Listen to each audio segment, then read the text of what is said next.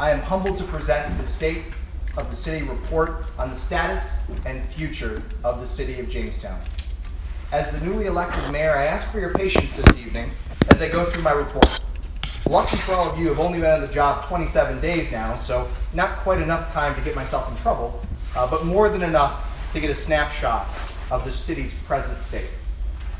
Many of my remarks tonight will speak about the potential for growth, the reemergence of hope, and a vision for our city's future. However, I would be remiss if I didn't begin by speaking about the current fiscal reality this city faces. It's no secret that our city, my home, is fiscally distressed. We are the only city in the state of New York that's been at its property tax cap. We're one of the few cities where almost 40% of our assessed value is tax exempt.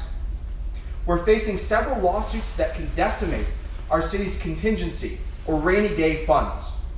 Coupled with a disconnected workforce and poor employee job satisfaction, we are at a low point in this city's history. I want to be very clear.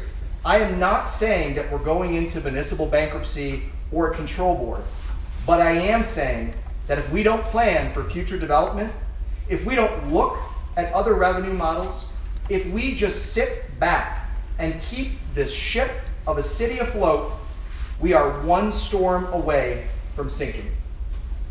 As captain of this ship, I will not let us go down without a fight. This ship is savable, but it requires more than just the people you see up here today.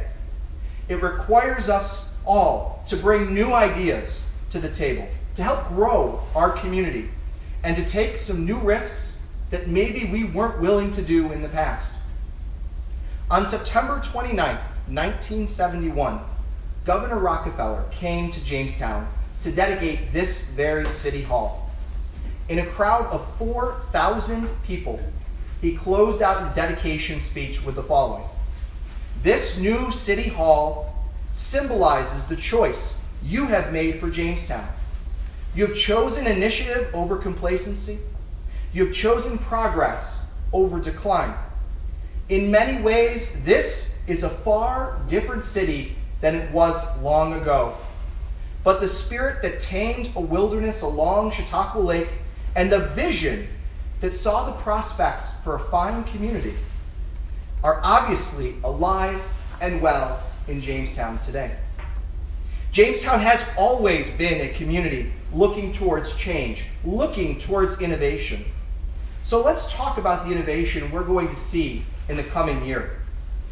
As a city with 450 employees, sometimes we lack the ability to communicate effectively with our own departments, and specifically with our citizens.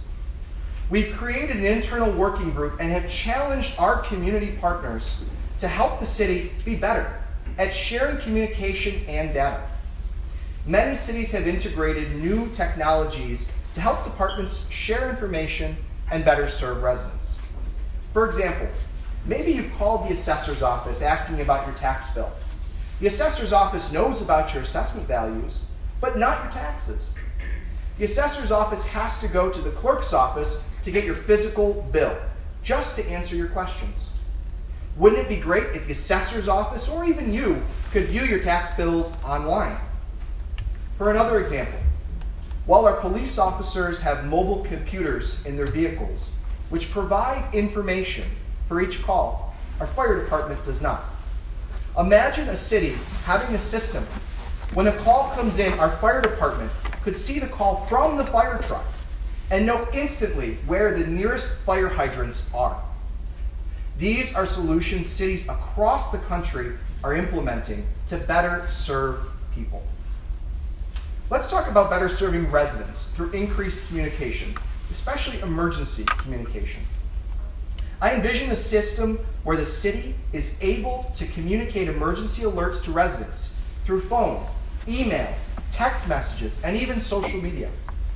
Even the ability to allow our citizens to sign up for messages on neighborhood activities, messages from the mayor's office or council members, or even simple things like road closures would greatly improve the quality of life and communication to our residents. We live in a connected world full of data, and shouldn't the city be sharing that data as well? Many cities provide portals to citizens to show how many calls for service the police did last year, or how many number of leaves we picked up, or even the number of phone calls the mayor's office gets in a week. And I can tell you it's a lot. As a city, we need to be more transparent in the work we do, which is why I'm committed to working on opening up the city's data for all of our citizens, our partners, and our community members. It's time for us to be proactive, not reactive, in the work that we do. Now, I will tell you that safety of our public is a top priority, and I truly believe we have the best police and fire departments around, but we've neglected them for far too long. I've instructed my staff to immediately re-engage in negotiations with our police and fire to see if we can come to some middle ground for the good of our city. In addition, I'm proposing a comprehensive review of our fire operations and fire stations, many of which have become neglected over time. It's time we look to see what we need to do to improve fire safety in the city. Do we need to repair, rebuild, replace? I'm also asking our police and fire to be more engaged and interact more with the community they faithfully serve. Just today, the police chief and the fire chief accompanied me to Love Elementary School, where I proclaim this week as National Kindness Week. Kindness always matters in our community, but what mattered even more to those kids is seeing our public safety officers showing them what kindness and friendliness looks like. We will soon be asking our officers to be a bigger part of our community, to invest in our kids and our neighbors, and give of their time to better understand the issues our community faces. But when talking about public safety, there is one large elephant in the room: ambulance and EMS services. Back in 1996, the city was handling 50 ambulance transports a week. And at the time, we contracted with All-Star to be the primary ambulance provider for the city of Jamestown. Back then, we thought it was too much to handle. However, last year alone, our fire department did over 1,000 ambulance transports, as All-Star was primarily out of service. This doesn't even take into account the endless or countless calls for service that brought neighboring municipalities in to assist. This is simply not sustainable in our city. Just a few weeks ago, All-Star had notified the city it seeks to end its agreement for services. We're meeting with officials to better understand what All-Star's intentions are, but make no mistake, I will not let our citizens go without an ambulance service. We're happy to discuss our issues, but at the end of the day, my goal is to end a model that allows our contract ambulance company to not serve our residents. We will be putting out a request for proposal to find a service that will be our exclusive ambulance service here in the city and can guarantee minimum response times and dedicated ambulance service. When it comes to public safety, the city of Jamestown will always ensure that our residents are taken care of, no matter what. Now, it's no secret that our economic development is stagnant, and our housing stock is literally falling apart. In January alone, we've demolished 4 buildings and have a slate of additional ones to go. It's time for a new direction for our development department. And I'm proud to say we've got some great new individuals working to shape a better vision for our city. I've said time and time again, the city of Jamestown will become a hub for new technologies. And I'm proud to say that we're working towards that vision.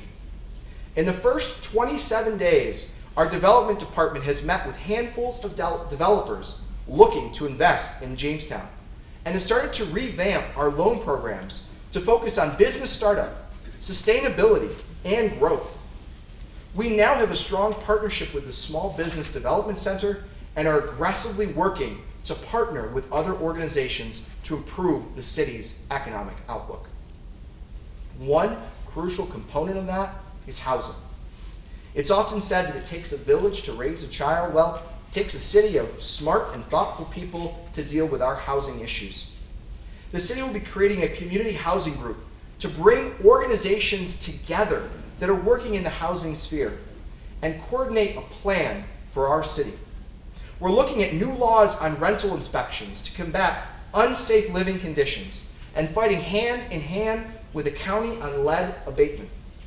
And tonight, I'm proud to announce that through a grant with the New York State Attorney General, the city will be hiring an associate corporation counsel whose mission it is to fight housing blight in our city. However, the biggest challenge that we must face is one of our own making. If we want to be a city for the future, we must modernize our own laws. We cannot be stuck in the 1980s watching every other successful New York City pass us by. For the first time in over 15 years, I'll be calling a charter review commission to ensure our city's laws make us competitive and move us forward. I'm also proud to announce that we'll be working towards a committee to review and revitalize our antiquated zoning and codes, established back in 1969 and updated in 1998. Our society and our city has changed. So should our zoning code. Now, our tax structure has remained the same for ages. It's a system that encourages our current housing issues with rundown homes and vacant lots, and discourages our residential owners from investing in their own property. It's time we look at what other cities are doing to deal with taxation issues. Our goal is to lower the tax rates for the things we want to see more of: developed properties and home improvements, and start to tax the things we'd like to see less of: vacant lots and dilapidated properties.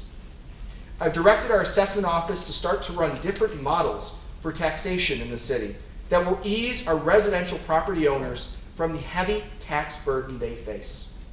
I've also started towards looking at ways to stop penalizing our homeowners for making repairs and start to phase in assessments for a longer period of time, relieving some of the tax burden to those making needed improvements to their homes. It's clear we have challenges in our city, but despite these challenges, I am most proud of the number of citizens that have stepped forward this year to be on boards and commissions, helping to make our city great.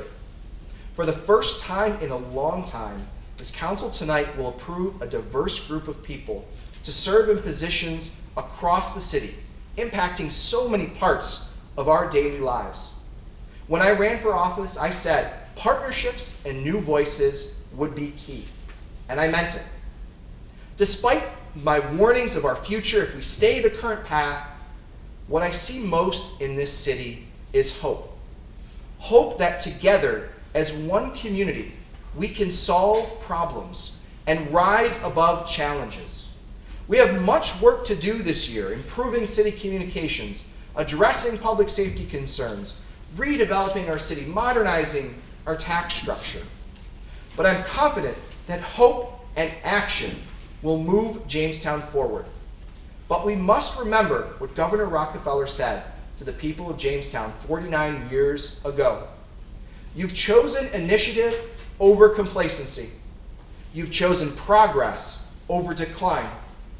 In many ways, this is a far different city than it was long ago. Thank you.